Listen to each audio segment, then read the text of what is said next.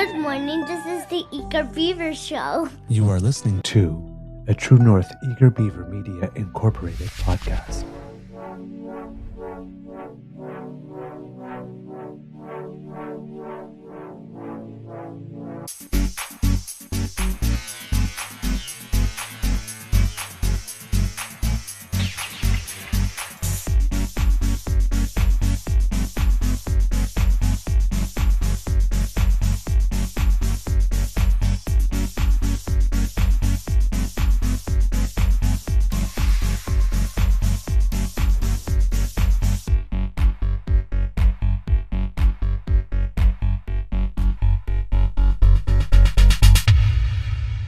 True North Eager Beaver podcasts are proudly brought to you by our founding sponsors, the Miss V Mysteries from Corvid Moon Publishing, your source for science fiction, fantasy, and cozy mysteries featuring a broad diversity of characters. PsychicTarot.ca, book your tarot reading and unlock your spiritual journey. And the Pepper Master, hot pepper sauces made from farm-fresh ingredients to thrill your taste buds and expand your mind.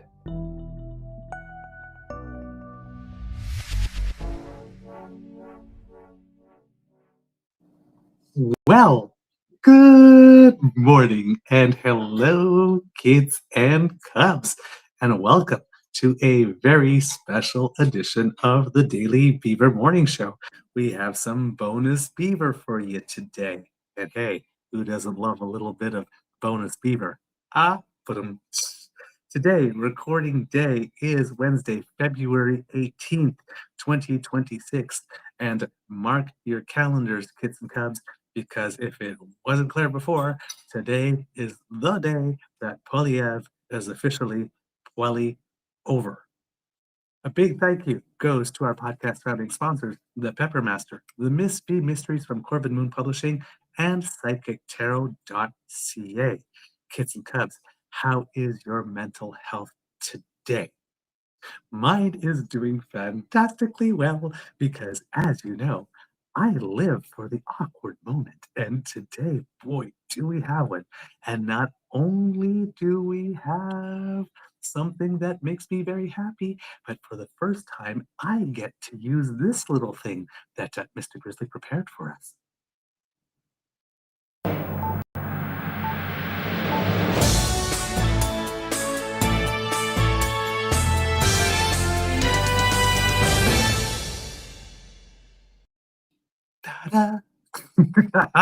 We have some breaking news, and this is juicy. I am talking peach juices running down your arms.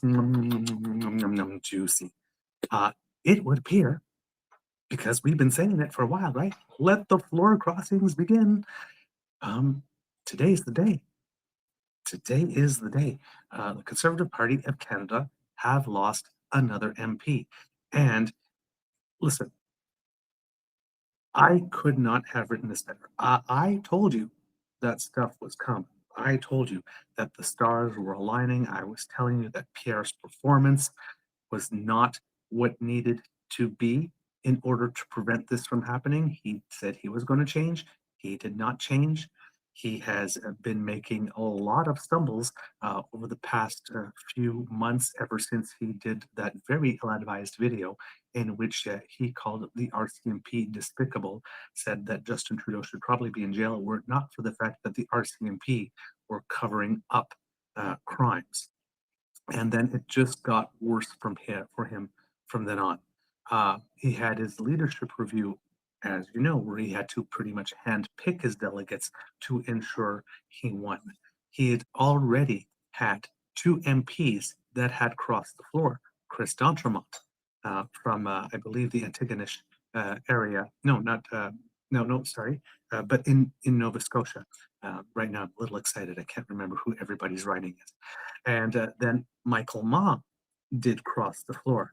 And if you remember, Michael Ma was included when the Prime Minister went to China to sign that agreement with regards to electric vehicles and increasing person-to-person ties, which there has been some news on that. It seems that the government of China has made good on its promise to allow visa-free entries for Canadian citizens for a while.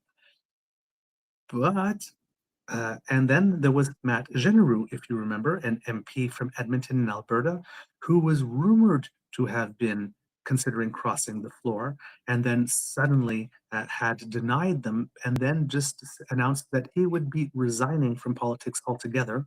Announced this in November, but he would be resigning sometime this spring, and nobody could understand why it would take so long for him to actually resign, especially since Matt Jeneroux had not been showing up for caucus meetings, not showing up for votes, not showing up for question period, not doing anything, just basically collecting a salary and benefits for doing literally no work except probably his constituency work back at home, but not in the House. And we thought at first that, well, there were some accusations or speculation at the time that he may have been somewhat coerced by his party to stay because Pierre had a leadership review coming, and losing a third MP crossing the floor before the leadership review probably would have sealed the deal and made it such that he lost. Well, kids and cubs, it would appear that Mr. Jeneroux has somewhat changed his mind with regard to retiring from politics and spending more time with his family, and has decided to indeed cross the floor to the Liberal Party of Canada. Of all the people, we thought maybe it would be another MP, possibly from Quebec or Ontario.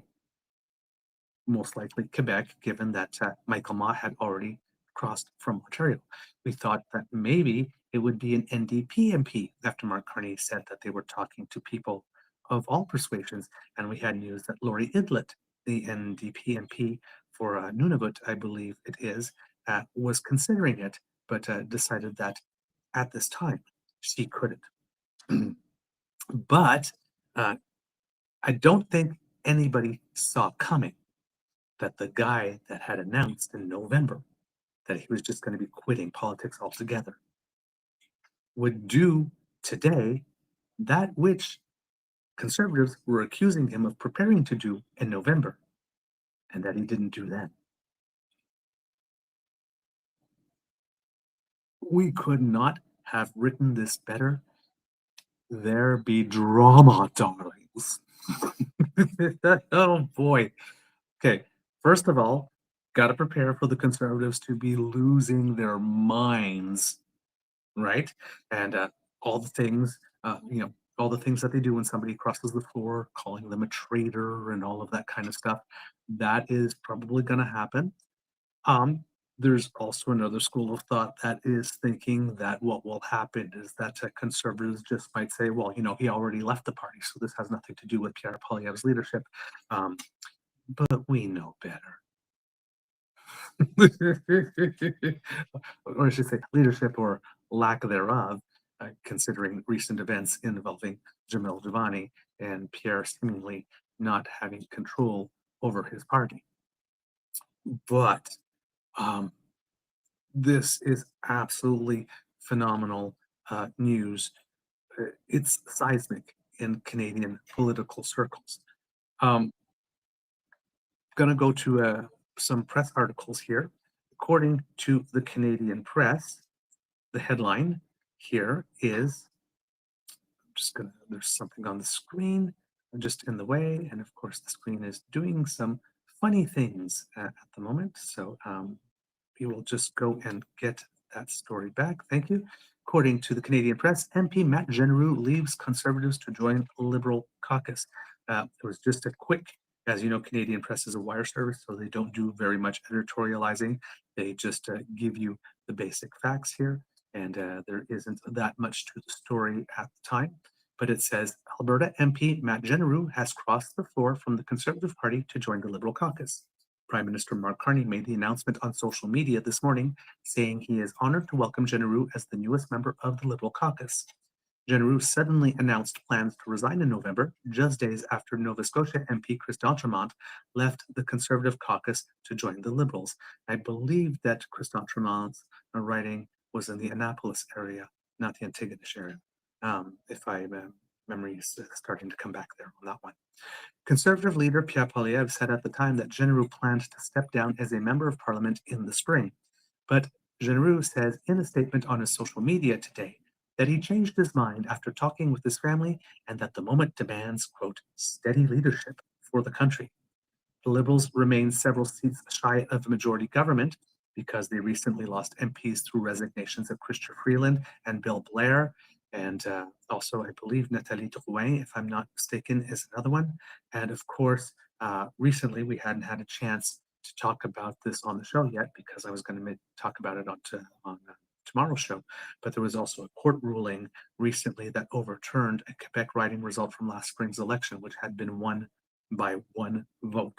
And there was also some issues with regard to some mail-in votes that had the wrong postal code, and that error came from the actual returning office rather than the actual voters, and therefore there was some debate about whether or not their votes should be counted because they did do everything right to get their vote in on time, and the reason it didn't was because of an error of the returning office. So there's lots going on, and there will be some by-elections, of course, as a result of all of this. So one can't say at the moment that the Liberals have a majority. But if one were to assume that Bill Blair's seat would remain in Liberal hands, so would Chrystia Freeland's. If one were to assume that Nathalie Drouin's seat would remain in Liberal hands, the seat that we're talking about here from the Quebec riding is indeed a toss-up because, it was won by only one vote. However, if we look at polling aggregator 338.com, the Bloc Québécois has had a slight dip in public support since the last federal election, and given the circumstances and how profile such a by-election would be, and given the mood of the country, particularly in the province of Quebec, seeming to be rather in favor of that which Prime Minister Mark Carney is doing at the moment, one could suspect that that riding would go Liberal if a by-election were held today in a significantly larger margin than just one vote. It looks like there's a good chance that Mark Carney could indeed have his majority by one seat at the moment. Put a pin in that because my Beaver sweetie had a thought about that that I will share with you, but I will save it to the end of the show because it was a particularly delightful thought. So that's the big news. Everybody will be talking about it, and we will definitely be looking at some commentary that we can see out there. It's coming in fast and furious at the moment, but there's already some things being said. There are already some takes, a few of them that might end up not aging well. And because some people like to rush out with the hot take when situations like this come out. And when you rush out with the hot take, considering the sources that they come from, they're usually rather predictable. And but they're not based on anything. The news is barely an hour old. So I'm sure that there wasn't enough time yet to do the super deep analysis that would lead people to state things as conclusively and smugly and confidently as if they were fact. Yet, we personally would advise such people to hold back on the hot take and just report the facts as they know them and not speculate too much, at least making statements of what one hopes to be true as if they were actual facts. Just looking here in the chat, wow, there's a lot of you that are there already. with some comments here, and I'm going to be looking forward to reading a few of those into the record. However, according to CBC's Rosemary Barton, who did a quick hit about, I would say, 40 minutes ago on the CBC News Network live channel. It would seem that she is reminding us, however, like how in November, he had decided that he would resign sometime in the spring. And he said at the time, because he wanted to spend more time with his family. Reporters were saying that there had been no coercion on the part of the party to get him to stay longer. That was not considered particularly credible by a lot of people, because if you remember at the time, Matt Jeneroux made some rather cryptic statements about leaving his family alone. You will also remember that at about that time, Chris d'Entremont was the first to have crossed the floor, and that's when the speculation that Matt Jeneroux was considering to cross the floor had started to surface, a speculation which he denied before announcing that he would be resigning from politics. And Matt Jeneroux has not been showing up to caucus with the party, has not been showing up to votes, has not been helping the Conservative Party in any of the strategies and tactics it has been employing since House has started to sit again in order to try to gain the upper hand on the Liberal Party of Canada. He has been relatively quiet and kept out of the news, but nobody understood why he would feel the need to say that to request that his family be left alone if he had not been threatened or coerced. Nothing has since emerged to substantiate that, but nothing has since emerged.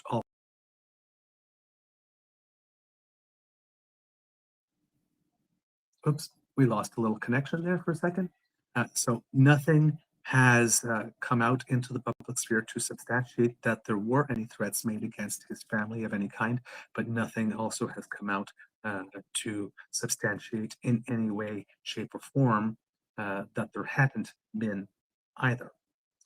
There was just this request from him that his family be left alone. But if you remember, when the news about Chris d'Entremont and Matt Jeneroux was circulating, there was an event in which the House leader, Andrew Scheer, and the party whip, Chris Workington, were alleged to have stormed into Chris d'Entremont's office and asked him, "How dare you?" And Chris d'Entremont had suggested that they had pushed by his assistant and barged through the door. And then the Conservatives then came up with a counter narrative to that story, which nobody believed, that Scheer and Workington entered the room very calmly and had a very calm, rational discussion, asking him if he was sure about this, and then accepting his decision and gentlemanly walking away, when we know that quiet, calm, rational, reasoned, and being gentlemanly are not characteristics that we would associate with both of those people based on public statements that they routinely make in the media about a whole bunch of things. That the conservative fairy tale version of that story, we will claim here, Baird had no tethers in observable reality to anything we know to be true about Andrew Scheer and Chris Workington and the way they go about doing their work. So the credibility was on d'Entremont's side. D'Entremont did mention later on that the pushing past the assistant part, maybe not. It was to the best of his recollection in the moment, but of course he was on the other side of the door, so he may have filled in a blank in the story by saying that, figuring that that must have been what happened, because what parliamentary, what assistant to an MP would just allow people to walk into someone's office without offering some type of resistance or saying, no, you can't go in there, or he's busy or he's in a meeting. Matt Jeneroux was in the meeting with Chris d'Entremont at that time, because the news of d'Entremont's floor crossing had actually leaked out earlier, because d'Entremont answered a question in a certain way that wasn't definitively ruling out that he was considering a floor crossing, and the press went public with that. So Matt Jeneroux was in his office, sort of checking in on him. Are you okay? Are you right? Having a discussion, when them two barged in and Jeneroux left when that kind of happened, or allegedly barged in and Jeneroux left. So that was the context at that time. As now d'Entremont appears to be a rather happy liberal, and Matt Jeneroux was going to just retire from politics, creating the opportunity for a by-election in the Edmonton riding, which the Conservatives had only won by about 5% in the last federal election. And considering that public opinion polling now appears to be indicating that even a majority of Albertans, and people in Saskatchewan as well, but as important to this case, Albertans are approving of what Mark Carney is doing, one could maybe suppose that the Liberals would be able to take that seat. In fact, when we brought you the most recent public opinion polling from the aggregator 338.com in Alberta, it was indicating that if there was an election held today, that the Liberals would win 3 seats rather than the 2 that they have now. I didn't go and do a deep dive at the time when I saw that number, and I would have to do that, but I would suspect that that 3rd seat could potentially be the one currently held by Matt Jeneroux. I would have to go and take a look at that at some point. According to Rosemary Barton, there's also an interesting thing happening, because given what Jamil Jivani has been doing, basically self-appointing as being some type of envoy to negotiate or help negotiate a free trade deal or a better deal for trade with the United States. And Mark Carney pointing out that I do not believe that he is the Minister of Trade. I don't even believe that he is his party's opposition critic on trade, and he doesn't seem to have any trade portfolio whatsoever, so we really can't understand why he is there. And the reason that he is there probably has something more to do with you, the media, than anything else.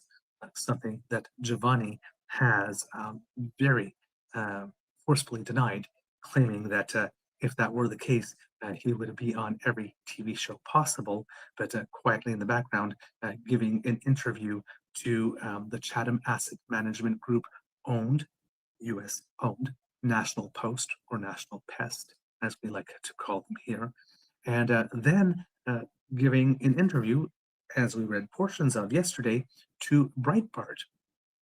And we interpret that interview with Breitbart as the moment that Mr. Giovanni probably realized that he is not a skilled enough snake oil salesman to be able to pull the wool over the eyes of all Canadians, and just basically threw his arms in the air and said, screw it. I'm not going to do it. So here's me coming out of the closet as being fully on the side of the Americans. Interesting little tidbit as well. Remember Ruby Dalla, who was allegedly running for the leadership of the Liberal Party, but speaking as if she was a MAGA conservative the entire time? You'll never guess who turned up at Mar-a-Lago for Valentine's Day.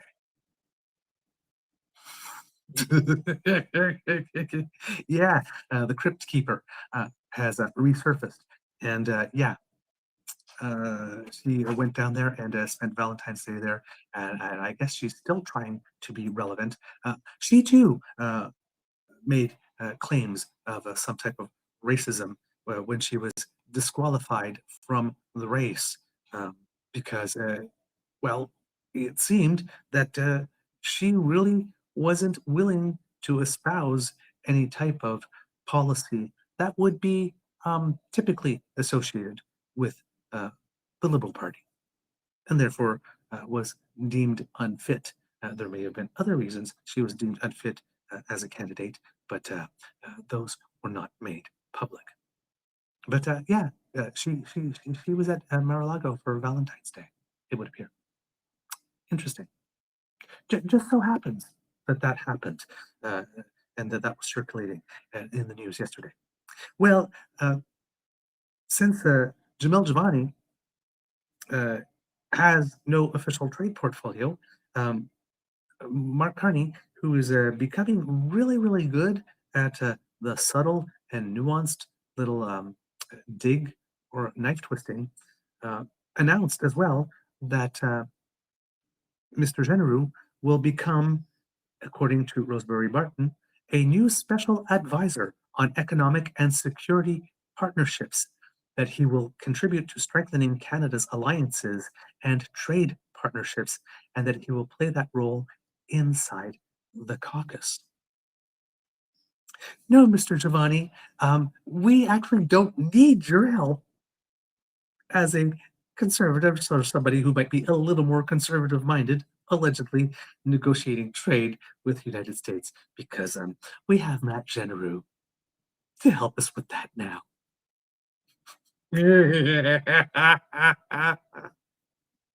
Oh, I thought I was petty.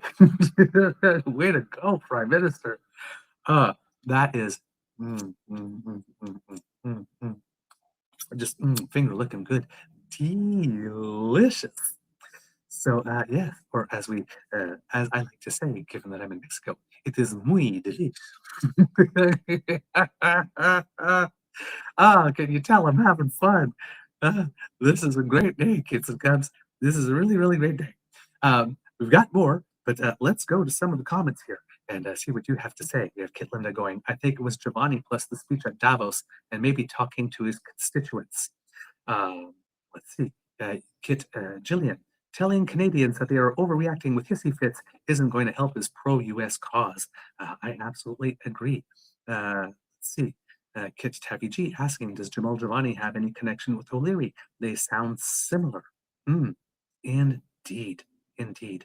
Let's see, what else do we have here? Just going through, I have to scroll down because I don't have the usual chat going through the screen here, so I have to actually look at the YouTube channel here on the laptop that I have here and scroll through your comments here. Let's see, what else do we have here?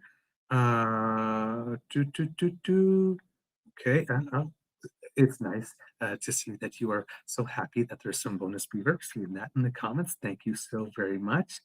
Let's see, what else is there? Going through. Okay, this is all comments before the show actually started. There we go. Kitabi G, smug looks good on you, Douglas. I'm trying not to be smug. I'm just trying, how would you put it? To rejoice, bask in the goodness that is happening, and of course, bask in the Piepenfreude, because of course this could not happen to a more deserving party and a more deserving leader at this time. They've clearly indicated that they are not on Team Canada. So again, I like it when just desserts are served. Let's just put it that way. Maybe it is smug. Maybe I do not have the introspection required at the moment to be totally objective about what it is I am giving off or what it is that I'm feeling. But there is my cup runneth over with joy and Schadenfreude. Let's just put it that way. Let's see. What else do we have here? Yes, Annapolis Valley. Thank you, Kit Saucy. That is Chris Dontermart's area. Noticing here, Sidney Crosby just went off to the locker room with an injured ankle. Canada is playing Czechia, and when I started the show, Czechia was leading 2-1. So that's a little concerning. So we need to send some good vibes there to Team Canada to get a victory there. Let's see, what else do we have here? Kit Linda, but Skippy isn't being a hero. He's being vague. That's not going to win him anything. Yes, especially with the statements made yesterday with regard to Giovanni. Not particularly firm one way or the other, which leads me to believe, I think Kit Christie, who is not in the chat but participates and interacts with us on our Twitter feed, indicated that maybe this Giovanni trip was a feeler test to which Pierre Poilièvre did not want to commit one way or the other. If it goes well, he can take credit. If it goes bad, he can distance himself. Clearly, it has gone bad. But Pierre has not really distanced himself all that much, other than saying something like, well, Giovanni is doing Giovanni, but I'm the leader of the party and I speak for the party. But it's really weird to watch Pierre Poilièvre go on that, because if your MP truly is rogue, you call them to order. And Pierre has not done that. And the distancing hasn't been particularly forceful either. So it would appear that Pierre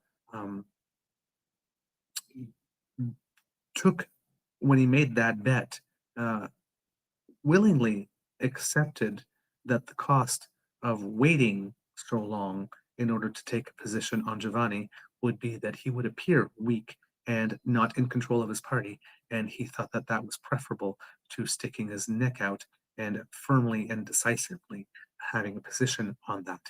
This from the man who keeps on talking about negotiating from a position of strength. And it was really interesting to us that he would do that, or that he would even feel that he had that luxury, considering his personal approval numbers and the fact that Prime Minister Carney's approval and the Liberal Party in public opinion polling seemed to be breaking away from the Conservatives. But I guess he felt he had that luxury, and that bet did not pay off for him, because nobody's taking Giovanni seriously. Giovanni appears to have been given up on any pretense that he was trying to coordinate and cooperate with Canada. And, well, now we have this Jeneroux news. So Pierre's having a really, really bad week. Pierre's having been a really bad couple of months. Let's see what else here that we have from you in the chat. PP is already being max useful for Carney's point of view. This is Kit Jillian stating that. Kit Tabby G stating here that the stability of a majority government would definitely be an asset at this particular time. I completely agree with that. Wow, you guys are really giving in some comments really quickly here. They are just scrolling past my screen. It's actually hard for me to keep up. Wow. Somebody said sexily smug. Why, thank you. Compliments will get you pretty much anywhere with me. Oh boy, oh boy, oh boy. Yes. So Kitabi G saying the stability of majority will be much more productive for Canada. Oh yes, and of course we have Nathaniel Erskine-Smith who will be resigning at some point soon to run for the Ontario Liberal leadership, as Kit Linda points out, which will provoke another by-election. That is true. I think the Beaches electoral district, however, will be a pretty safe for Liberals when that by-election comes. So, but yes, that is important to note. Kit PNC bio, the Conservatives will obviously try, but it just comes off as pathetic because he can easily get a vote from somewhere. That is true. That's a very good observation. Let's see. Oh yes, it's true. And as Kit Jillian mentions here, of course, there's been the whole Harper thing, where Harper appears to have been sticking the knife into Pierre Poilièvre as well during his 20th anniversary celebration tour. And of course, we have Doug Ford, of course, as we mentioned yesterday, mentioning, well, you know, you got that at the delegated convention, but that's not real life in politics, right? That's not an election. So it's, you know, take that for what you will. Kid Julian saying, I wonder what persuaded Jeneroux not to resign. Thanks to Kid Linda, who sent us the text. We will be able to read into the record the letter that he wrote in it, so we can hear what Matt Jeneroux had to say in his own words. Kit PNC bio going, combine that with access to actual power and the ability to write that you're part of this transformative government on your resume. It seems simple enough. Rosie Barton did make that comment in her media hit that, yes, how much of this has to do with the leadership of Pierre Poilièvre, how much of this has to do with the current moment and people wanting to feel that they contribute regardless of Pierre Poilièvre's leadership or conservative fortunes. All of that is in the air because I can see both. My guess would be is that there's a little of column A and a little column B here, seeing that Pierre is not getting better and that the party's prospects are dimming, especially if there were going to be an early election, which I don't think the Prime Minister wants. But as we mentioned yesterday, by repeatedly talking about the Conservatives' obstruction, laying the groundwork should he need to go to the Governor General and make the claim that there is a need for a snap election due to Conservative obstruction. And so basically, doing the things that he needs to do to cover all the bases to prepare for every eventuality. But our working hypothesis is that the Prime Minister is seized by the urgency of the moment and does not want to waste a single second and would like to just get on with the business of transforming the Canadian economy and diversifying our trade away from the United States as much as we can in as short a period of time as possible in order to create us some room to be able to some space and to gain some leverage for what is to come. Let's see, what else do we have here? Let's see. And everybody's talking about this. Ryan Jesperson's talking about this. I saw that the Rational National is talking about that too, just saying bye-bye to my Beaver sweetie who's going to go to the pool upstairs so that we can have some quiet time there. He's being very, very good and very, very generous with us here and giving up time with me so that I can have this time with you because this is big news. Kit Tabby G here mentioning she also made comments about floor crossing being a good indicator of poor leadership in the past. Yes, indeed. Kit PNC bio, it's starting to feel like nobody actually cares what happens with the Conservatives other than the Conservatives. They keep painting themselves into even smaller corners. Yes, and I keep on suggesting to Canadians that they don't need them or don't want them in their party because they're not pure enough. Another luxury I don't think they have, especially when basically, you've pretty much reached your ceiling and you need to grow your base. But they don't seem to see it that way. Who else do we have here? Wow. Oh, thank you, Kit Late Night Production, for the Super Chat donation. Much appreciated. Trust that we will put it to good use. Let's see. What else do we have here from you, kids and cubs? In the chat, looking at this here. All right, there we go. And of course, some thanks and love to the Beaver sweetie for being willing to share me at this time. So, yeah, lots of stuff going on here. Let's see, what else do we have here? I'm going to look back again at Rosemary Barton's here hit on a CBC. But yes, looks like that Mr. Jeneroux will be doing some type of advisory work. At the time of the media hit, there was an attempt to reach out to Mr. Jeneroux, but he had not yet responded. Of course, that is pretty early in the game for him to be doing media at this time, but I believe, I remember correctly, what Rosemary Barton had said in her hit, that the Prime Minister would maybe be having some press availability around 1 p.m. Eastern time to talk to the nation a little bit more about that which has happened today. So we'll keep our eyes and ears open for that as well. But yeah, this is a long journey here. And it would seem that, well, here, let's go to, since we have the words, go to what Mr. Jeneroux has actually said in his letter, because he published one, even though he hasn't, that we know of at the moment, done a media availability. He did take, of course, write a letter announcing what his decision would be, and stating his reasons for having changed his mind, or if not his reasons, stating, um, giving some insight into how he might have come to this decision. And kids and cubs, if it seems that I am stalling for time here, you would be right. Because I am waiting for it to load up here.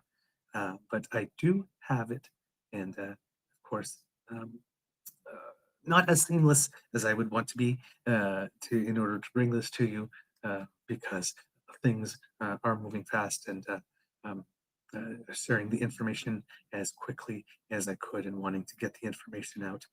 Don't have everything completely lined up here, but there we go. Let's take a look at this. There we go. Okay. Whoops. One more time. Come on. Wow. There's a lot of stuff. There we go. There's the thread I'm looking for. And here is Matt Jeneroux's letter, that brought to us courtesy of Kit Linda. And I'm going to have to blow it up here because that's some pretty small type. There we go. Statement by Matt Jeneroux, Member of Parliament for Edmonton Riverbend. As I wrote to constituents in Edmonton Riverbend late last fall about my service in Parliament, I recalled how I ran in the last election because I believed that Canada stands at a turning point. The events of the past year and even of recent weeks have presented Canada with unprecedented new global pressures on our prosperity and accelerated threats to our sovereignty and unity. Like so many families across Canada, over the holidays and since, my family has had several conversations around the kitchen table about how we can best be there for each other and stand up for the country that we all love and to which we all belong. Those conversations have been honest, difficult, and deeply personal at times, but they also led me to reflect on the gravity of the moment that our country is living through, which our Prime Minister addressed head-on in his speech at Davos. For Canada, this is a moment that demands steady leadership, constructive collaboration. Ooh, constructive collaboration. There's an interesting choice of words, particularly for Pierre and Mr. Cervani. And it kind of aligns with his new position in the Liberal caucus. This is a moment that demands steady leadership, constructive collaboration between all parliamentarians, and a willingness to stand up and serve even when the path is not easy. And then this paragraph, he has it in bold. After further reflection with my family and conversations with colleagues and constituents, I will be continuing to serve in Parliament. And I will be working with Prime Minister Mark Carney as a part of his new government to help build our country's strength as we face the challenges ahead. I will continue the work that Canadians and the people of Edmonton Riverbend elected me to do, building a strong economy, bringing down costs, and making our country more secure. This will support the national stability that Albertans and all Canadians need more than ever before. This work includes major nation-building projects and commitments in the new Canada-Alberta MOU, and it will avoid a new by-election, contributing to stability at a time when Canadians are facing a more uncertain world. I look forward to continuing to work together for the betterment of our nation as we build a stronger and more unified Canada. Matt Jeneroux, Member of Parliament for Edmonton Riverbend. Okay, so that's in his own words, kids and cubs.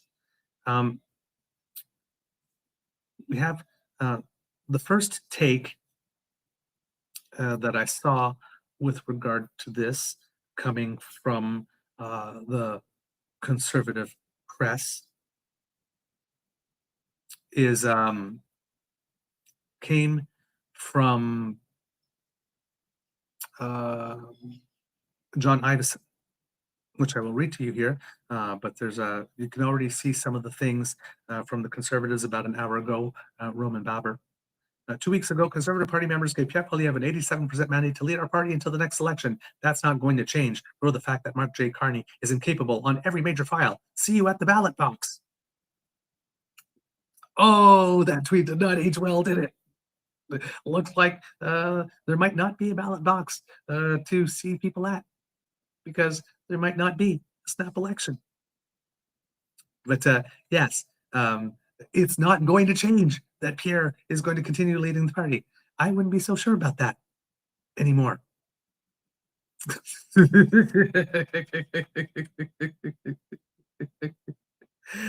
I wouldn't be so sure about that, Mr. Baber. If ever there was a situation that could lead to the leader of the party being thrown overboard by the caucus at some point, this would be it. 3 floor crossings in such a short period of time within one mandate. Listen, floor crossings are not new in our system. Not at all. 3 in such a short time, that's eye-popping. It may even be historic or word that we use a lot these days, unprecedented.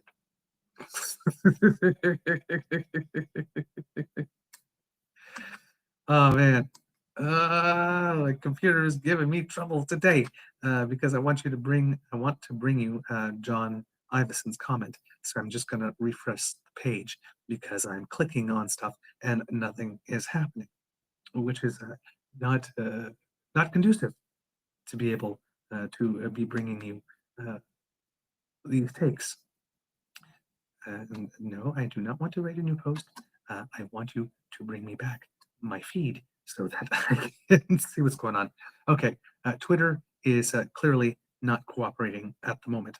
So we will bring you other stuff until it decides that it is going to cooperate. And hopefully, isn't that just the way? Isn't that just the way? All right.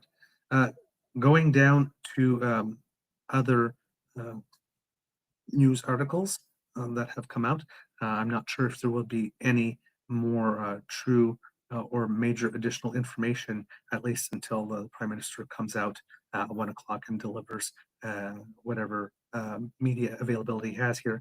But according to Catherine Tunney of CBC News here, their take on it was, another Conservative MP has crossed the floor to join the Liberal Party, nudging Prime Minister Mark Carney closer to the line of a coveted majority. Alberta MP Matt Jeneroux, who said last year that he planned to leave politics altogether after his name circulated as a potential defector, announced Wednesday he has joined the government after all. He is the 3rd Conservative the Liberals have picked up, starting with Nova Scotia MP Christelle Tremont in November and Toronto area MP Michael Ma in December. According to Carney's itinerary, he and Jeneroux will meet in Edmonton this morning.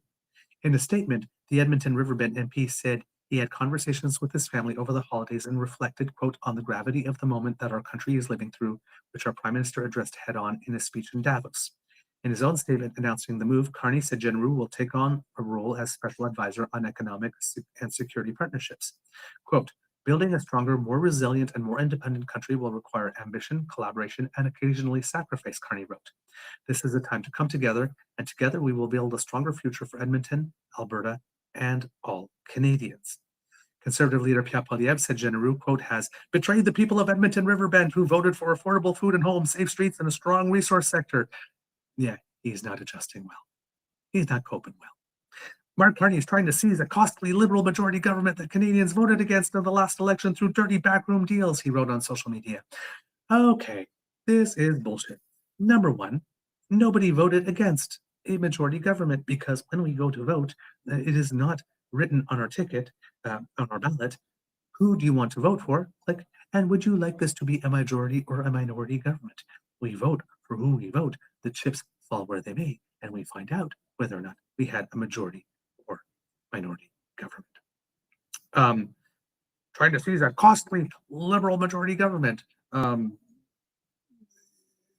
guy who subjected us all to a needless, costly conservative by-election so that he can remain in the House of Commons and in Stornoway and keep on suckling off the public teat as he has become so adept at doing over 2 decades when, and ironically, when he surfaced on the scene as some type of political entity was through an essay contest in which he preached the value of term limits, 2 terms maximum.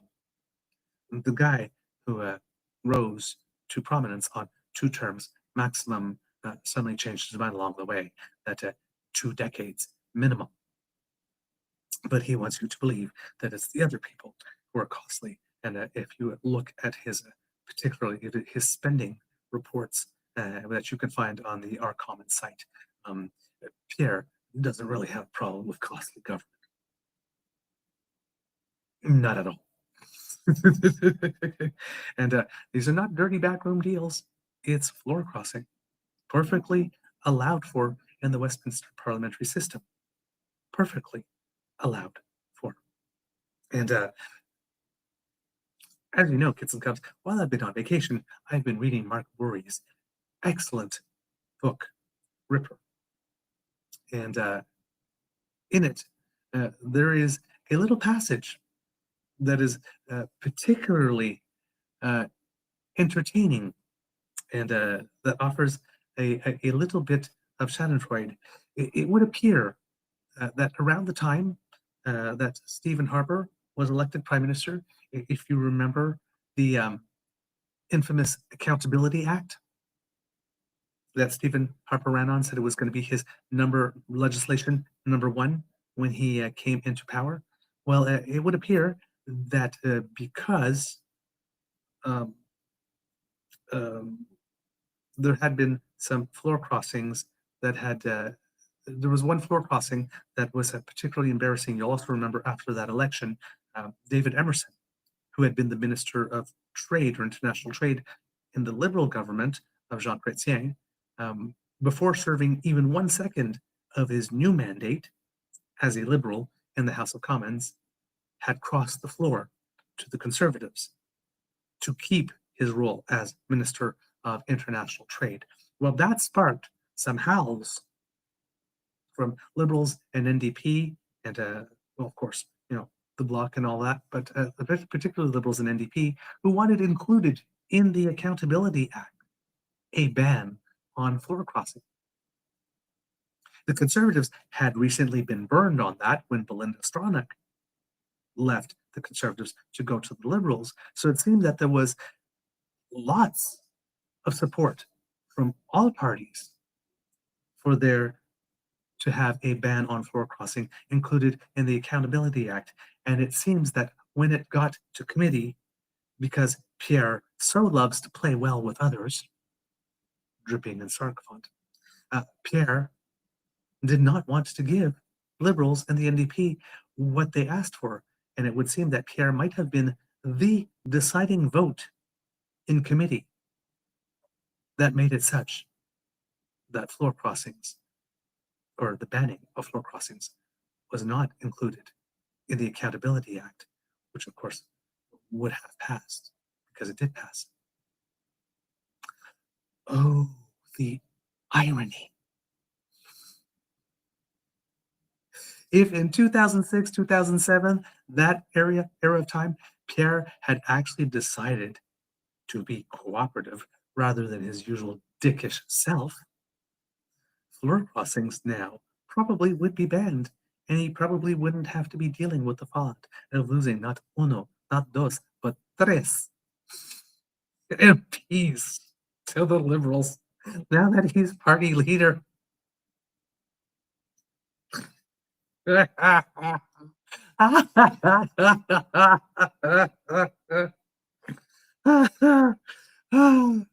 I told you, kids and cubs, delish, delish, delish.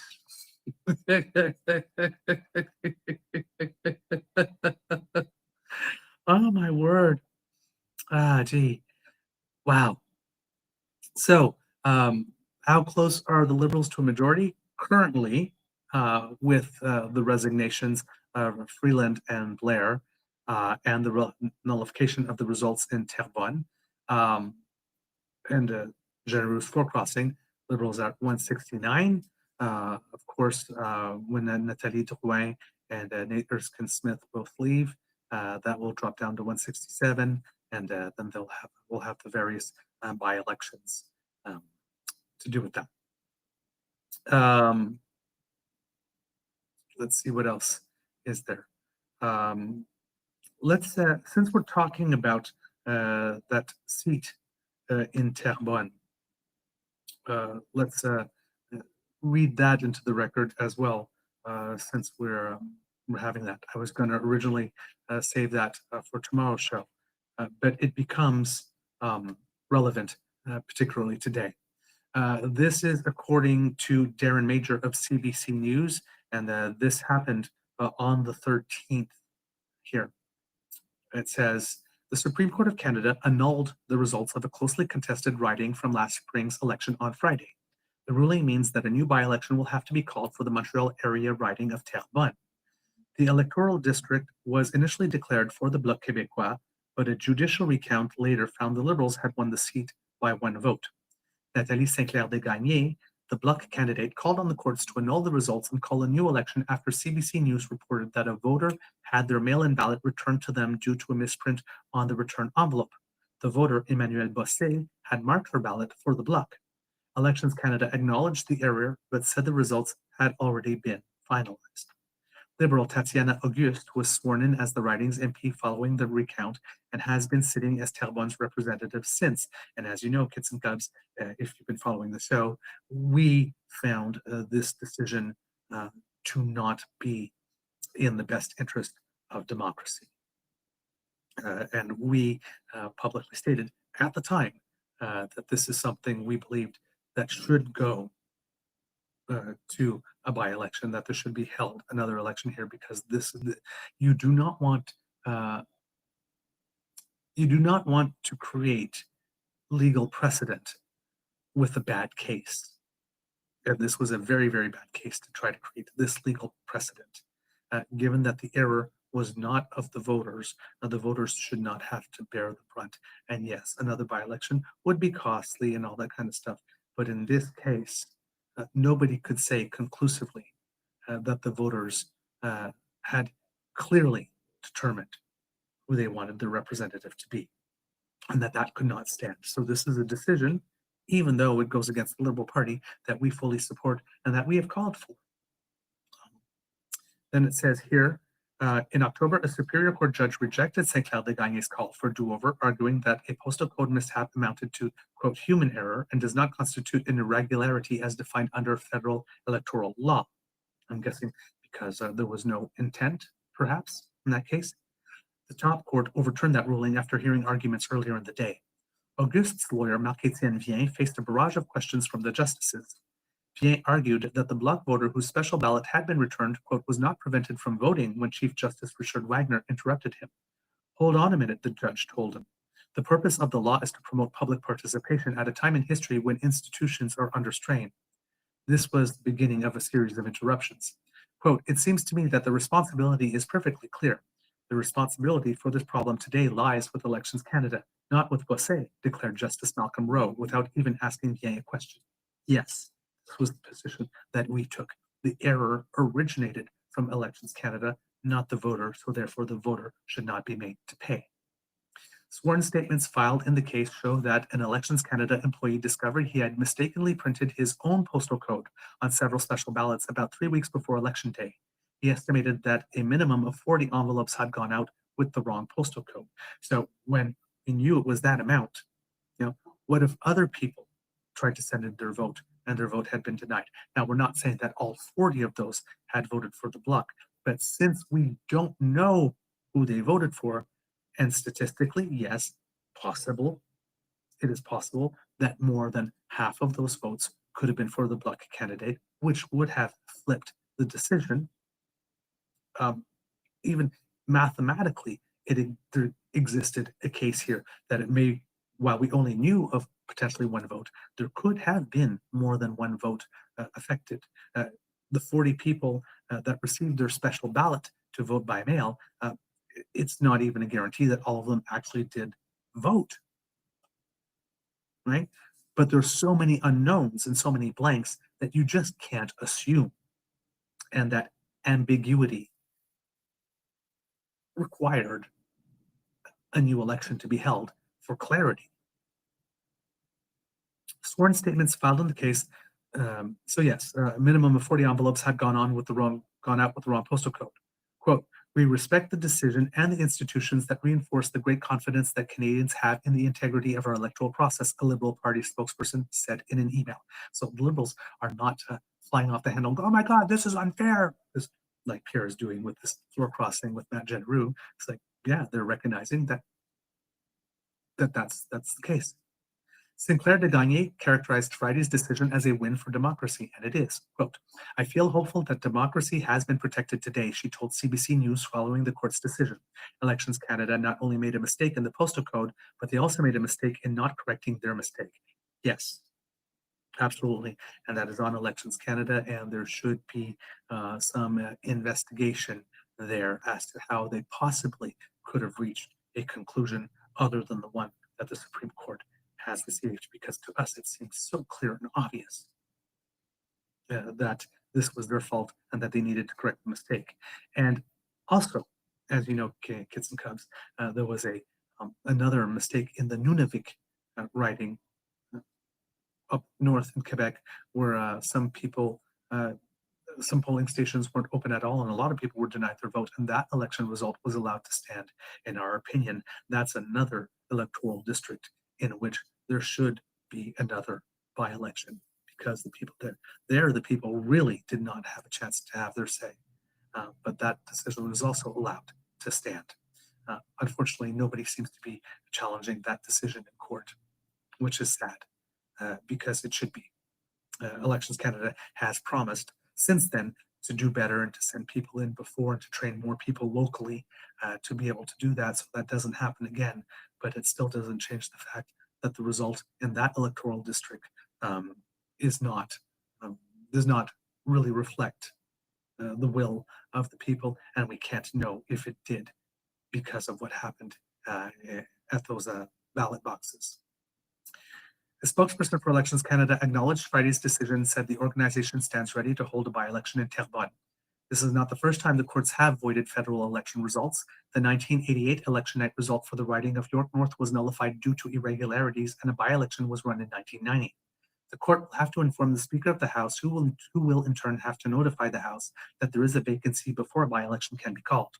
Friday's ruling puts another dent into the Liberal seat count after the governing party had been on the verge of a majority at the start of the year. Two Conservatives crossed the floor late last year, meaning the Liberals needed just one more seat to pass bills without opposition support. But two former cabinet ministers, Chrystia Freeland and Bill Blair, resigned in recent weeks, leaving their seats open until by-elections can be held. The Liberals are now 4 seats back of a majority, but while Freeland and Blair's former seats are considered safe Liberal districts, Terrebonne will likely prove a tougher contest.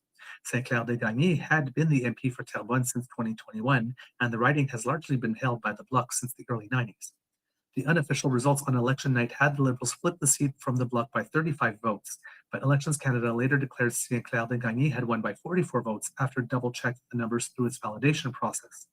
The vote differential between Sinclair de Gagné and Auguste was close enough to automatically trigger the judicial recount, which flipped the result back to Auguste. Once the Speaker declares a vacancy in the House, the government will have to wait for at least 11 days to call a by-election for Terrebonne. So that is what had happened there, and very important that this be corrected. Let's see here.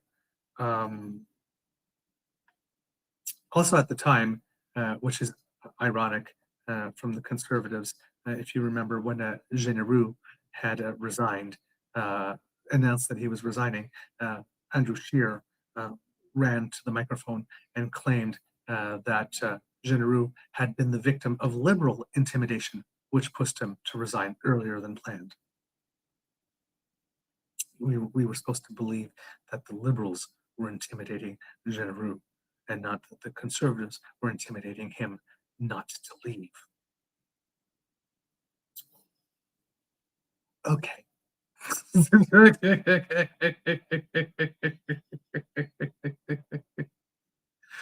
Oh man, this is something. All right, I'm gonna take a look because we've given you see if there's any new stuff coming on, and just take a little look here, see if the Twitter feed is up and running again because it had stalled, so that we can bring you some recent takes in case some have come out. I'm pretty sure that they have, because this will definitely have tongues wagging today. All right, just take a little look here, see if we can get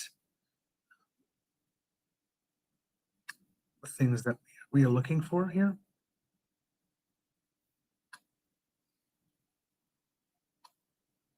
Yeah, again, just Twitter seemingly not being cooperative in any way, shape, or form. John Iveson here saying rumors that Matt Jeneroux may get a familiar seatmate before too long. Nothing more than that. That's rather cryptic. I'm going to guess might be sitting next to either Chris D'Entremont or Michael Ma. I'm going to guess here. Glenn McGregor states, this leaves the Liberals now 3 seats short of a majority status in the House with vacancies in 2 relatively safe Toronto ridings, University Rosedale and Scarborough Southwest, and 1 not safe at all in Quebec, Terrebonne, right? John Iveson, there's the bad take. Best thing that could have happened to the Conservative Party. The only thing that is going to beat Mark Carney is time. Okay. We call that nuclear grade cope. Ryan Platt. Here we go again. The Liberals have gotten another floor crosser from Pierre's Poilièvre Conservatives. Ryan Platt is a Canadian government reporter with Bloomberg News. So just getting some takes here. Okay, let's take a look here. Go directly to the What's Happening tab, and hopefully we will get more information here. And I do want to check out what CTV's take is on it before we break for the day here. So let's see here. Mark Carney on his Twitter feed. I am honored to welcome Matt Jeneroux to our caucus as the newest member of Canada's new government, building a stronger, more resilient. Okay, my computer's going a little haywire here. Building a stronger, more resilient, and more independent country will require ambition, collaboration, and occasionally sacrifice. I'm grateful to Matt and his family that he will continue his service as a strong voice for Edmonton Riverbend in Parliament. For more than a decade,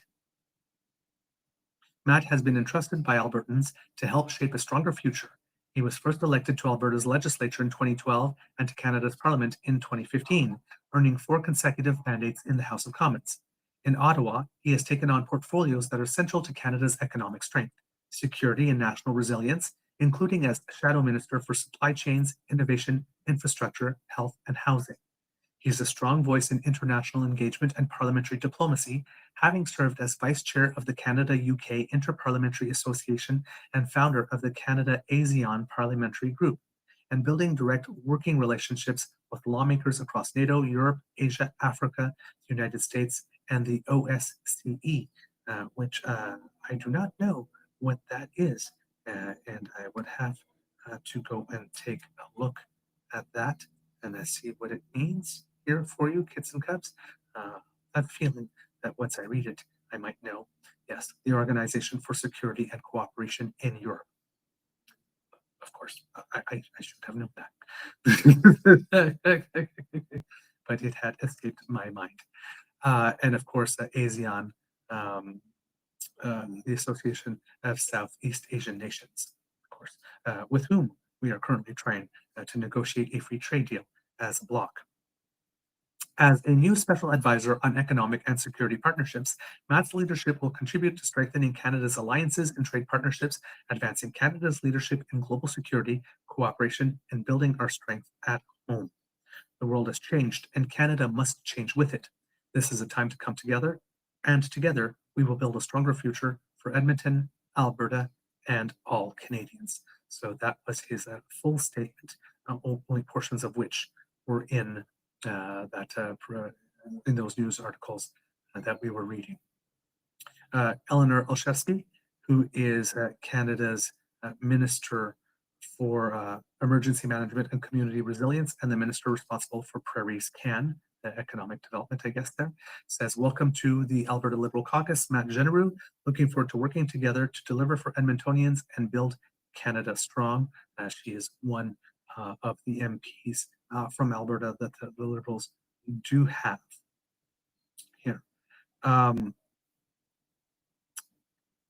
Clinton DeVoe, who we frequently cite on our page, wrote here, during this time of crisis brought on by Donald Trump, J.D. Vance, and Scott Bessent, and egged on by Jamil Javani, having former Conservative MP Matt Jeneroux help stabilize Canada by working with Prime Minister Mark Carney is very good news for Canadians.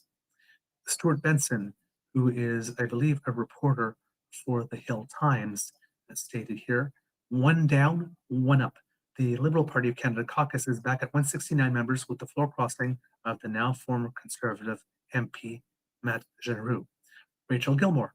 So I take it Conservative MP Matt Jeneroux, now a Liberal MP, won't be resigning after all? It would seem so. Kit JB, who we've had, I guess, a guest on the show a few times. Breaking, Conservative MP Matt Jeneroux is crossing the floor to the Liberals.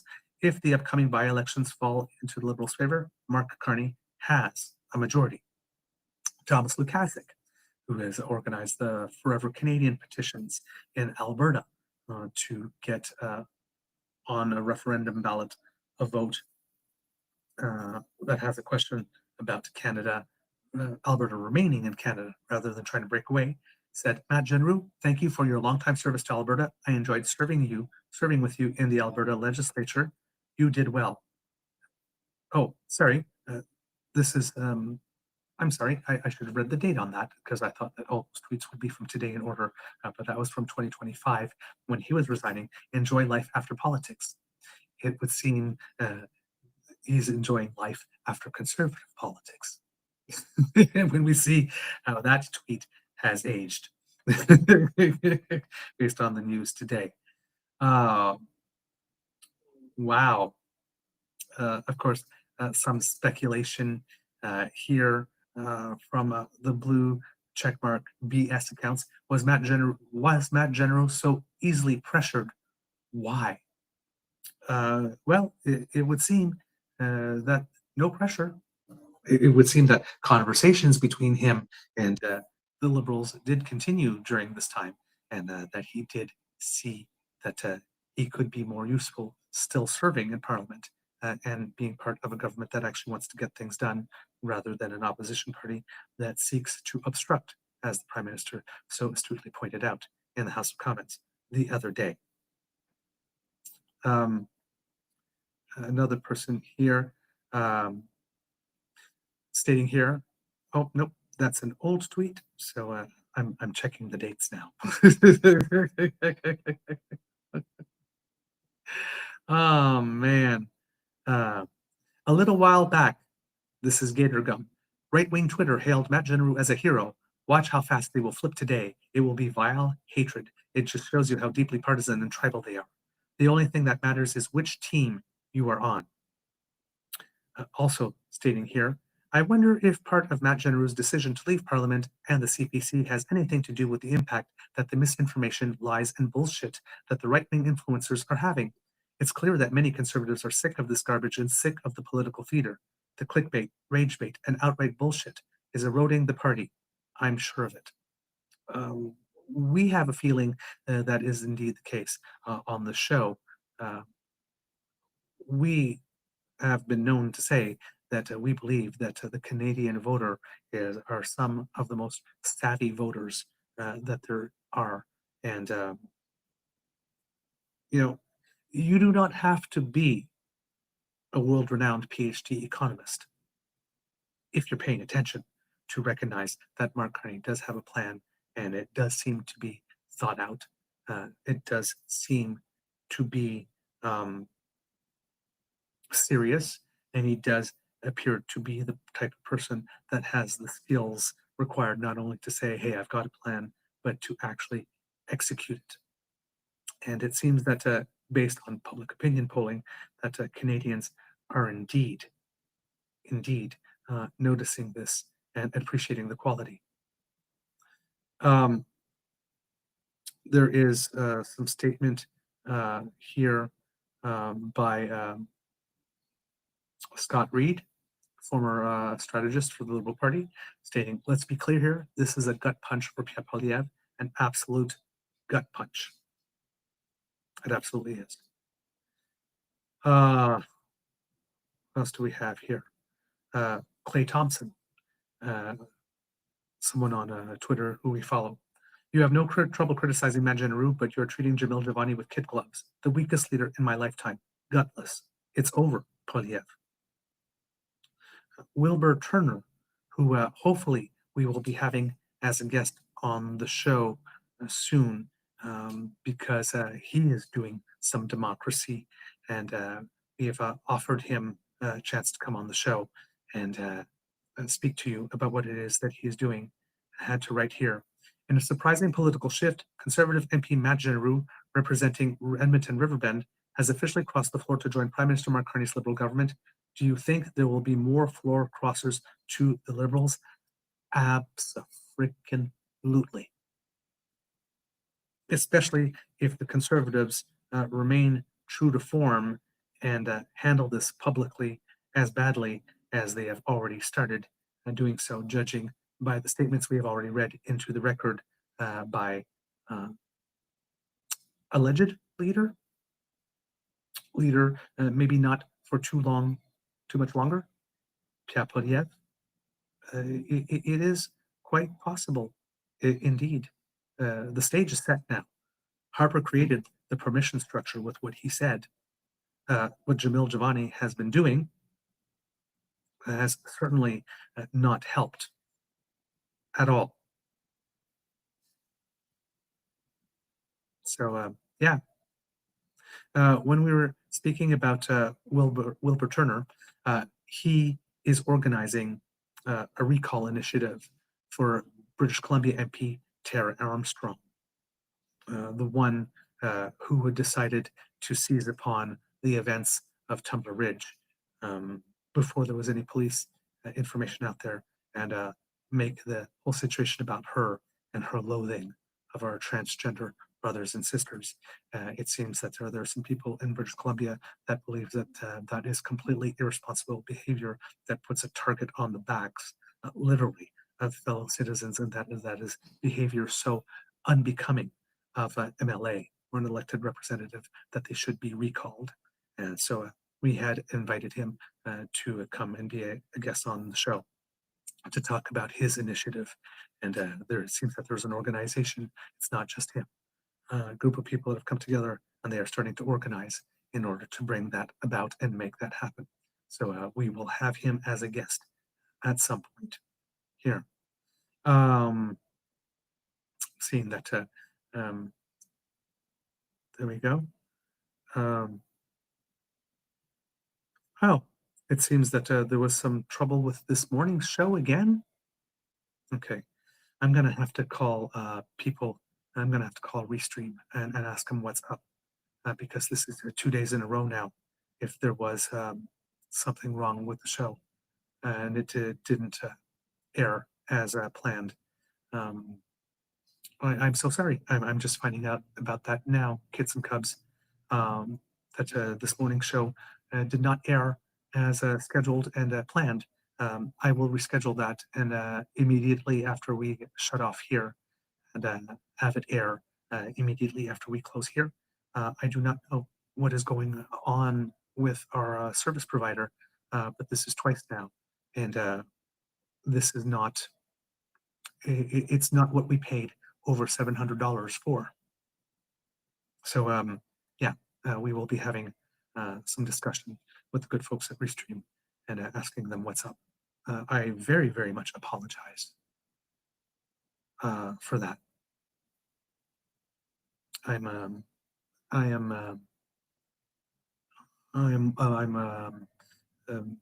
floored, actually. I'm so sorry. And I am rather upset. So please know that we will definitely be talking to people at Restream about this, because this is not okay. And now it's affecting our reputation. Oh, okay. So, as I promised, get some cups. I would just take a look at CTV and see what their treatment is of that, given that we've brought you news from other sources, and we just want to make sure that we cover all particular perspectives here.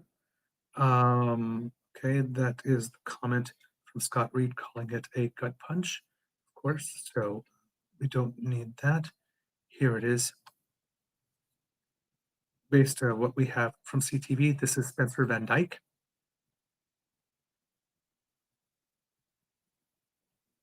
And it says here in this article, Conservative MP Matt Jeneroux is joining the Liberal caucus, according to a social media post by Prime Minister Mark Carney. And then, of course, there's part of the quote that we read before that came from that. It says here, Jeneroux is the third Conservative MP to cross the floor in as many months, joining Chris d'Entremont in November and Michael Mann in December. After d'Entremont joined the Liberals just hours after they had tabled the federal budget, there was speculation Jeneroux was planning to follow suit. Instead, Jeneroux announced he would be stepping down entirely as an MP, though as of February, he has yet officially to do so. And then there's a statement that we read before in Jeneroux's letter about, coming to this decision after further reflection with his family. Of course, and they quoted Pierre Poilièvre's statement that wasn't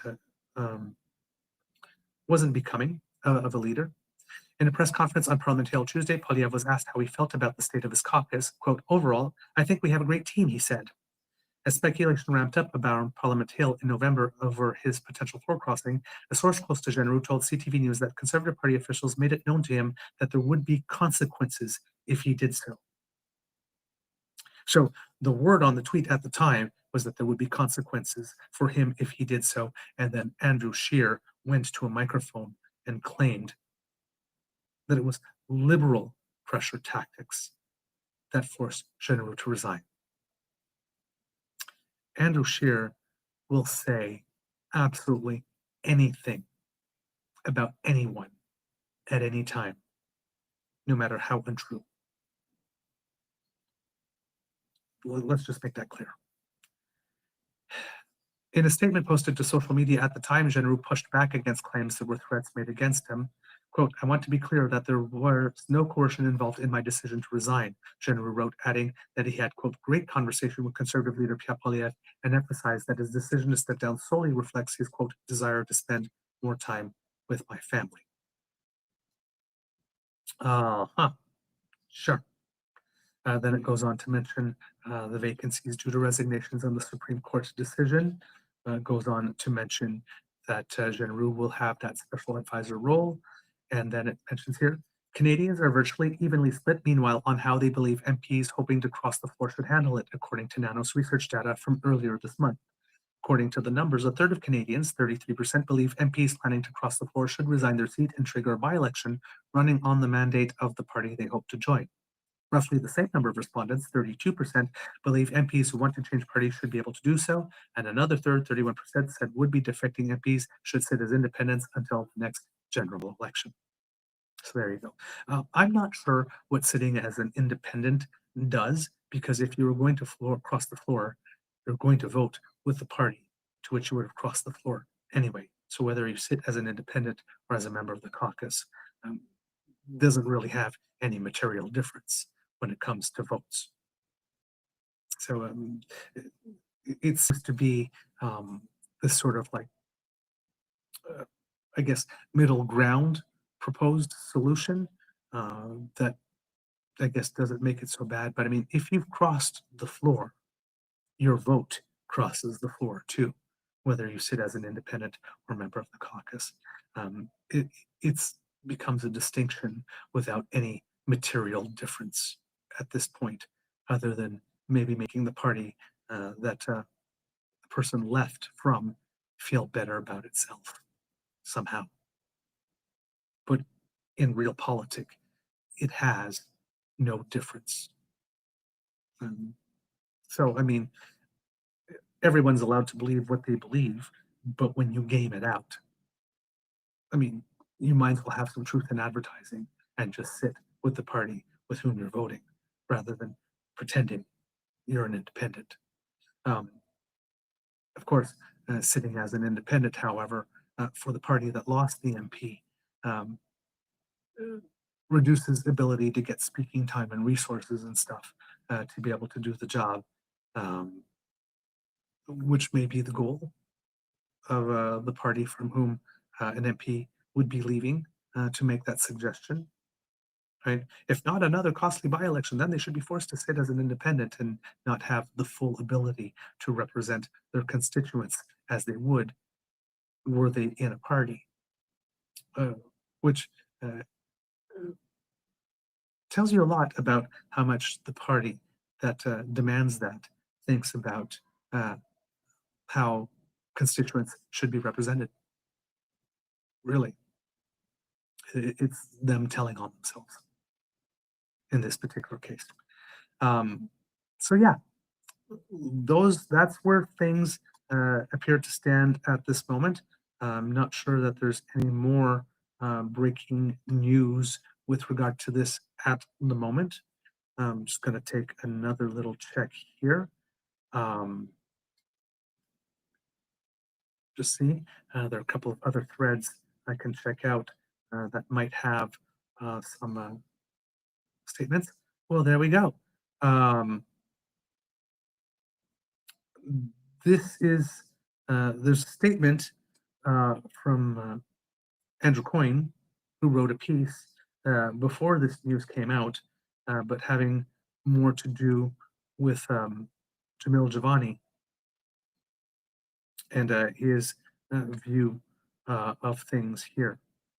And given what has happened today, I'm going to guess that what he says here is even more so what he believes, or will only go to confirm his belief that has been stated in this opinion piece, because it is titled, "The Post-Poilièvre Leadership Race Has Begun."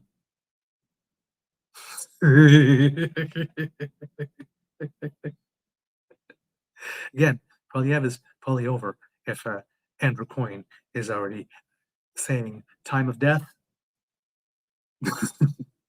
By now, nearly everyone has had a whack at Conservative MP Jamil Javani's bizarre solo diplomatic mission to Washington. It was never clear what the trip was supposed to accomplish. Mr. Javani does not represent the government of Canada. He does not even represent his own party. There's nothing he could offer the Americans and nothing they could offer him. Certainly, it was hard to say anything good came of it as far as Canada-US relations are concerned. A couple of days after his return, Donald Trump declared his intent to block the opening of the Gordie Howe International Bridge amid a torrent of the usual anti-Canadian vitriol. Perhaps the point was merely to remind Canadians that Mr. Javani is an old college chum of the Vice President, J.D. Vance, or J.D. Vance, as we call him here. That would probably play a lot better if there were some evidence that their relationship having served the Canadian interest and not the other way around. In his comments on the trip, in both the Canadian media and American, Mr. Javani instead seemed to go out of his way to paint the American side as reasonable and sympathetic. "Tell the Canadians I love them," he reported Mr. Trump as having said. "The Canadian side as unreasonable and motivated by anti-Americanism." In one infamous outburst, he dismissed Canadians' objections to Mr. Trump's unprovoked attacks on the country as a, quote, hissy fit. a particular Trump administration complaint that Canada was not being as, quote, pragmatic as Mexico was echoed nearly word for word.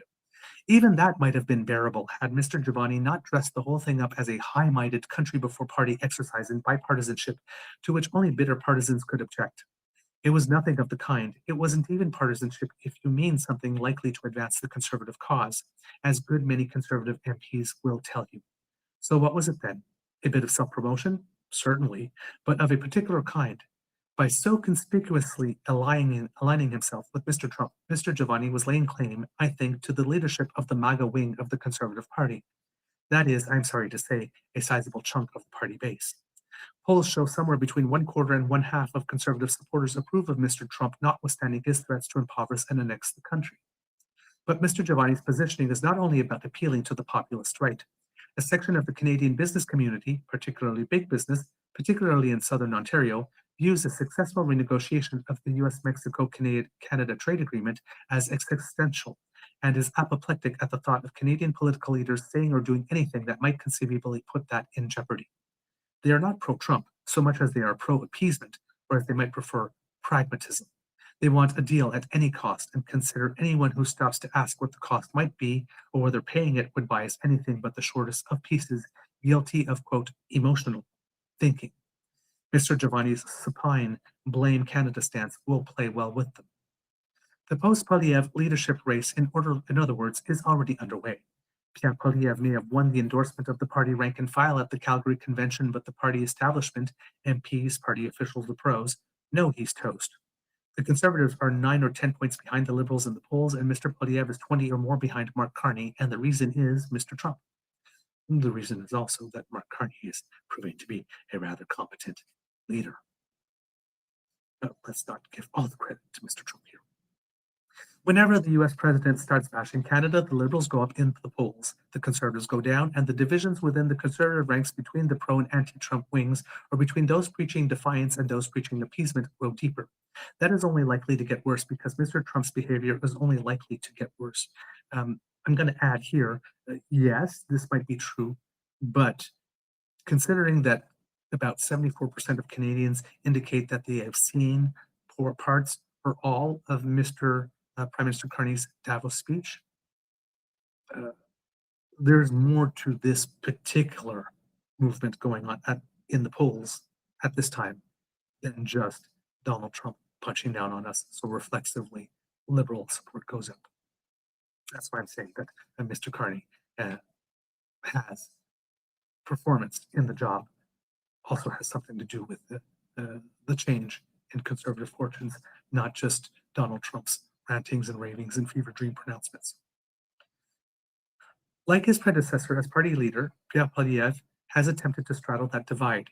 He has been more successful at it than they, but only because he has been more willing to cater to the MAGA side.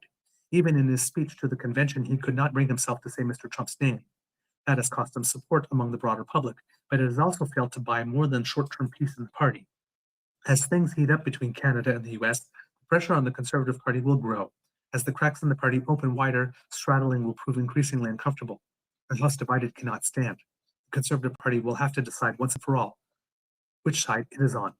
The coming leadership race will tell the tale. Indeed, indeed. So yeah, that's Andrew Coyne's take on stuff pre-floor crossing. I have a feeling that he will be even more firm in this conviction now that this has happened. So, kids and cups, I'm going to stop for now after I take another moment to check in with you to see what you have here. Kitabi G saying, I'm really anxious to read more on the outcomes of yesterday's trade talks with Mexico. It's fun squeezing the orange. Juice, anyone? Breaking news, Canada eliminates Czechia to advance to the men's hockey semifinals. Woohoo! Yes, go Canada, go. All right, that's some good stuff. Marner with the winning goal. Yeah, a little too close for comfort, indeed. Kit Kat, completely agree with you there. Also, for those of you who are wondering, interesting outcome in women's curling. It seems that Team Sweden lost to Team Korea, and it was 8-0 for Team Korea after 4 ends, which is a highly unusual performance for Team Sweden. I do not know if there is any speculation about Team Sweden maybe deliberately not having all the concentration it needed in order to compete, in order to create a situation that Canada absolutely had to win out in order to advance to the medal round. Um, maybe, maybe not. Maybe it's curling. It could have been just one of those games, but a team as good as Sweden losing the first 4 ends is unusual, we will say. But yes, it now has a situation where Canada has to play Team Italy next to win, and then Canada and South Korea will be playing the final match of the round robin against each other. And if Canada defeats Italy and then defeats South Korea, Canada will have the 5-4 record. South Korea will have the 4-5 record, and Team Canada will advance to the playoff round. Again, just I don't have the opportunity to watch the match, so I can't say.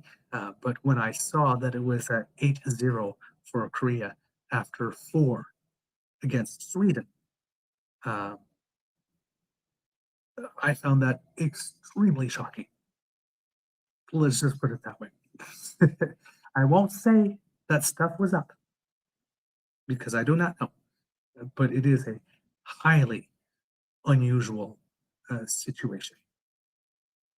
On the men's side as well, I don't know what happened to Team Sweden, skipped by Nicholas Edin, probably one of the most winningest skips in international and Olympic play in history. But Team Sweden, the men's team, had a very bad tournament with only getting 2 wins in the whole thing and finishing at the bottom of the standings in the men's category. Also, unheard of. So yeah, lots of stuff going on. Canada Italy women's curling has just started, according to Kit Linda. So we'll see what happens there. But for now, kids and cubs, that is the end of this episode of the Daily Beaver Morning Show, special edition, breaking news edition. We hope that you love listening to us because we love making this for you. Remember, sharing is caring and word of mouth is priceless. So please tell your peeps and poops all about us. We really appreciate it when you do, especially when you include a little bit about yourself and why our content resonates with you. Kids and cubs, if you would like to help us, please, if you haven't already, clicked on like, share, and particularly subscribe on our YouTube channel, please scan this QR code and do so. The more subscribers we have, the more it helps us with the algorithm. And we thank you so very much for that help. And if you would like to support us in other ways, of course, we have the super chat as one kit has so generously supported here today. And we have memberships that you can buy, but of course, you can scan this QR code and it goes to our coffee page. That's coffee, ko-fi.com/eagerbeaver. And there, all in one word, of course, and there you can make a donation to the Beaver Lodge Emergency Hydration Fund. We would very much appreciate that. So you can do your bit to keep your favorite beaver nice and moist, because a moist beaver is a happy beaver. Although I am quite happy today without the benefit of additional moisture, I must say. If you're doing the Buy Canadian thing, Kids and Cubs, truenortheagerbeaver at gmail.com is a way that you can just do a direct bank transfer from you to us, and none of your donation goes to the US CE Tech Bros. You get more beaver bang for your beaver buck because your donation goes further. And we appreciate any donation that comes that way. Thank you so much. And if you can't donate financially, please contribute in other ways by letting us know what you think about the show, good, bad, or ugly. It really means the world to us when you do. And of course, some guest suggestions for interviews. remember our Kids Who Cook hashtags. If you're making something yummy, inspire us in the kitchen. And of course, if you have some good news, because there's a lot of doom scrolling going on, we love to share in your joy. So please share it with us. We really love it when you do. And I think that there are some birthdays coming up, or if they've passed already, I think Kid Miss might be having a birthday coming up soon. So if I'm a little earlier, if I'm on the day, happy birthday, if I could correctly remember that. So yeah, lots of good stuff to celebrate here. All right, because democracy is something that you do. Remember, if you live in Chicoutimi, there's a provincial by-election on the 23rd. You want to be ready for that. If you are voting in the NDP leadership race, the final leadership debate is taking place tomorrow, the 19th, so tune into that. There's a high-speed rail consultation, so please go to altotrain.com or .ca, I think it is, to participate in the public consultation. I believe the petition that we were talking about with regard to ensuring that Canadian media be Canadian owned has closed already, because it closes today. I think it may have closed. Yep, it closed at noon, so we can't sign on that one anymore. But that has picked up 18,694 signatures. So thank you, Kids and Cubs, who did do democracy by signing that and asking for that to happen. But we also have House of Commons petition E7148.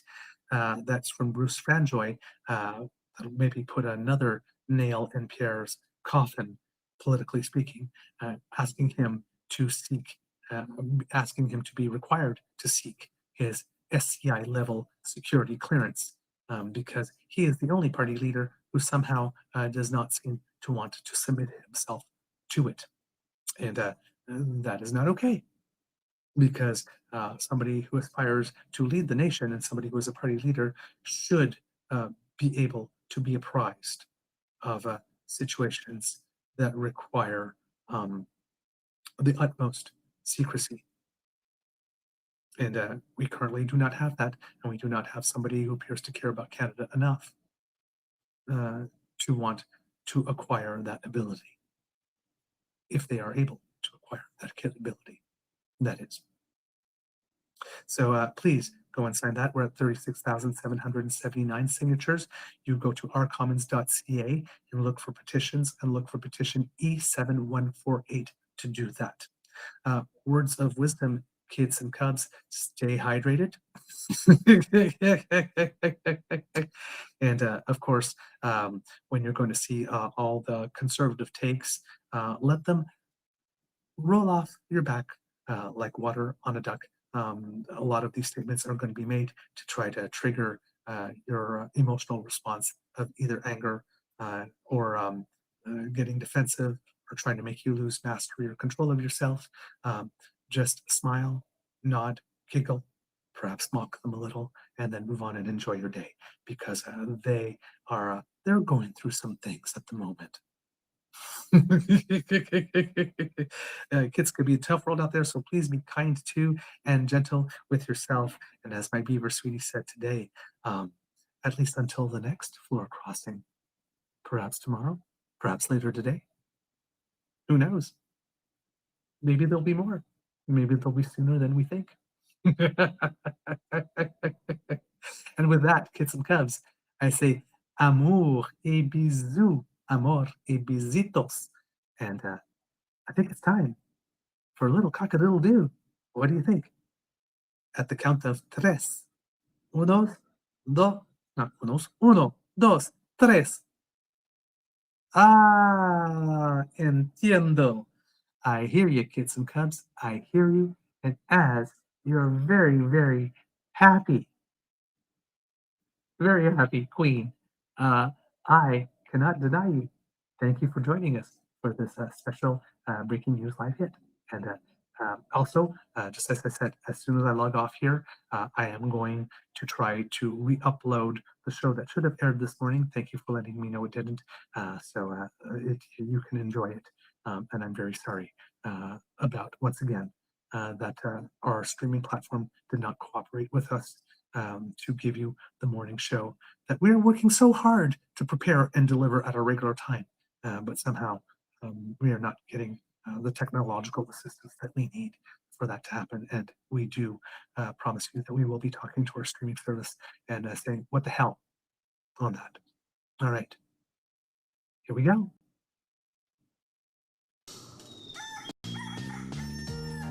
You are listening to a True North Eager Beaver Media Incorporated podcast. The True North Eager Beaver podcasts are proudly brought to you by our founding sponsors, the Misfit Mysteries from Corvid Moon Publishing, your source for science fiction, fantasy, and cozy mysteries featuring a broad diversity of characters, CanadianTarot.com, their uniquely Canadian online eclectic tarot community, and the Peppermaster, hot pepper sauces made from farm-fresh ingredients to thrill your taste buds and expand your mind. We are grateful to the Crier Media Network for its support, Pete Jarvis for our artwork, and Paul Joseph Something for our opening and closing sequence music.